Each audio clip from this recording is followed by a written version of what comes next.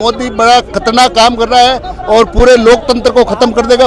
ये सिर्फ दादागिरी है मोदी की और शाह की। मोदी जी बिना बुद्धि के आदमी है, ऐसा घोड़ा है जिसकी न तो कोई लगाम है नहीं उसका घर है। देश को भटकाने के लिए, मुद्दों भटकाने के लिए मोदी ऐसी कार्रवाई करता है। अग्निपथ स्कीम जब से आई है, अग्निपथ आई है, ईडी वगैरह सब जो भी कर रहा है, मोदी बड़ा खतरनाक काम कर रहा है और पूरे लोकतंत्र को खत्म कर देगा पूरे देश में। और हम जनता को लग रहा है ऐसा अब धीरे धीरे कि 2024 के बाद में कोई आम चुनाव होंगे ही नहीं, पूरे तरह से लोकतंत्र समाप्त कर देगा। ऐसी नीतियां लागू कर रहा है मोदी, चाहे अग्निपथ हो, चाहे जीएसटी हो, नोटबंदी हो, सब में इसकी सब योजनाएं फैल हुई है। देश के कृषि मंत्री हैं नरेंद्र सिंह तोमर, वो कहते हैं कि ये बच्चों के भविष्य के लिए हीरा साबित होगा अग्निपथ स्कीम। उसके साथ साथ कैलाश विजयवर्गीय की बात सुनो, वो कह रहा है कि हमारे चौकीदारी करेगा भाजपा कार्यालय के। आप एक तरफा क्यों बोलते, दोनों बातें बोलो साथ में। वो भी मंत्री है और वो भी मंत्री है।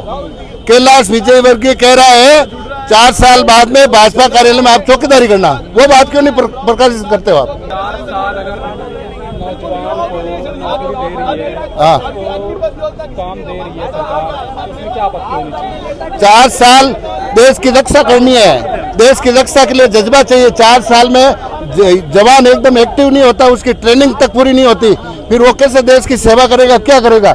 एक राजनीतिक हो चाहे शिक्षा हो, एक बच्चा पढ़ता है 4 साल बढ़ के वो टीचर भी नहीं बनता है, तो देश की सेवा के लिए उसको जज्बा चाहिए, इसके लिए उसको समय चाहिए। 5-10 साल की उसकी ट्रेनिंग होती है, तब जाके वो सीमा पे खड़ा होता है।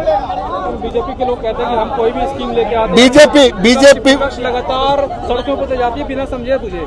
बीजेपी वाले, मोदी जी बिना बुद्धि के आदमी है, ऐसा घोड़ा है जिसकी न तो कोई लगाम है नहीं उसका घर है। ऐसा ही फर्जी आदमी बना है भारत का प्रधानमंत्री, नहीं तो उसके कोई परिवार में नहीं आगे हो कोई पीछे है, उसको पता ही नहीं देश और घर कैसे चलता है। देश तो चला रहे हैं वो, चल कहाँ रहा है? पूरे देश में जब से प्रधानमंत्री बना है देश में हाहाकार मचा हुआ है।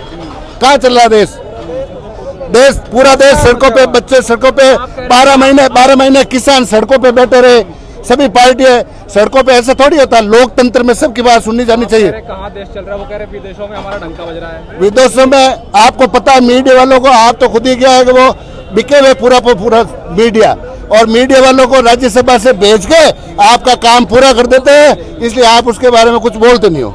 और आप कोई छोटे मीडिया वाले हो, कोई चलाते तो उसको लोग देखते नहीं है। बात तो यह है, चाहे जी न्यूज ले लो, आज तक ले लो, अडानी और अंबानी पे आके देश समाप्त हो जाता है। राहुल गांधी लगातार दावा भी करते हैं। राहुल गांधी हमेशा जो भी देश में होता है वो 1-2 महीने पहले बोलता है ये देश में होने वाला, संसार में ये होगा, आर्थिक मंदी आएगी, चाहे कोरोना का मामला हो, जीएसटी का, उस सब में राहुल गांधी ने स्थितियां बनने से पहले बता दिया था। ये उस पर सोचना चाहिए लोगों को, भारत की जनता को, भारत के प्रधानमंत्री को। और राहुल गांधी जी ने ये गलत बिल लेकर आ गई कांग्रेस, उसका भी विरोध किया था, वो गलत के विरोध में रहते हैं हमेशा। जनरल वीके सिंह हैं जो रिटायर्ड सेनाध्यक्ष भी हैं, वो कहते हैं कि जिसको आना है वो आओ भाई, हम बुलाने थोड़ी जा रहे हैं। ये तो बात सही है, कोई नहीं बुलाता है, बुलाने कोई नहीं, पर देश की सेवा नहीं होगी, इससे देश की मजबूती नहीं मिलेगी। सेना पे, सीमा पे देश कमजोर होगा। सेना को कमजोर करने हाँ, कमजोर करने की कोशिश करे और धीरे धीरे इसको भी निजीकरण करके एक दिन अड्डानी अंबानी के हाथ में सौंप देंगे। जिस तरह से जीएसटी लगाने पे व्यापारियों को समझ में नहीं आता, कृषि कानून लगाने पे किसानों को समझ में नहीं आता, अग्निवीर लगाने पे युवाओं को समझ में नहीं आता, ये सिर्फ दादागिरी है मोदी की और शाह की। अंबानी और अडानी को मजबूत करने के लिए देश का युवा सड़कों पर आ चुका है, राहुल गांधी के पक्ष में आ चुका है। राहुल जी जब भी बात करते हैं देश के युवाओं की, देश में भले की, तो ये मोदी किसी न किसी तरह से उनको फंसाने की कोशिश करता है। वो निर्दोष है, निष्कलंक है, पूरे बाहर आएंगे, लेकिन देश को भटकाने के लिए, मुद्दों भटकाने के लिए मोदी ऐसी कार्रवाई करता है। फिर से ईडी की पूछताछ राहुल गांधी जी से हो रही है।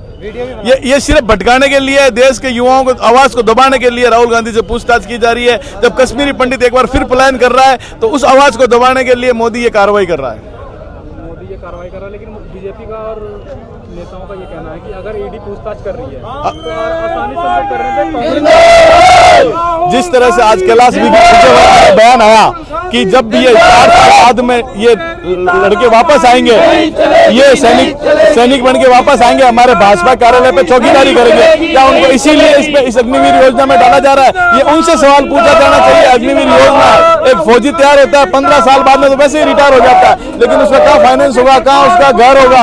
एक 21 साल का युवा जब घर आएगा तो उसका पिता तो सेवा में होगा और पुत्र ये रिटायर हो चुका होगा। ऐसा नहीं चलेगा। ये देश में सेना को पूरी तरह से कमजोर करने की कार्रवाई चल रही है, ये नहीं होना चाहिए। हम युवाओं के साथ है, राहुल गांधी जी युवाओं के साथ है, हमारा अशोक गहलोत साहब युवाओं के साथ है। तीनों सेना के अध्यक्ष वो लगातार वो केंद्र की सरकार के दबाव में आके ऐसा बयान दे रहे हैं। एक आम फौजी को, एक जनरल फौजी को पूछा जाए, एक फौजी भर्ती होता है, फिर फौजी भर्ती होने के बाद वो नायक, लांस नायक, हवलदार मेजर, सूबेदार मेजर बन के आगे बढ़ता है। इसमें 3 साल में कहां तक जाएगा युवा, कहां तक जाएगा? ऐसा नहीं हो पाएगा। हम राहुल जी के साथ हैं, राहुल जी इस पूरी योजना का विरोध कर रहे हैं, हम भी इस योजना का विरोध कर रहे हैं। आप देख रहे हैं नेट्रिक न्यूज, साहस सच कहने का।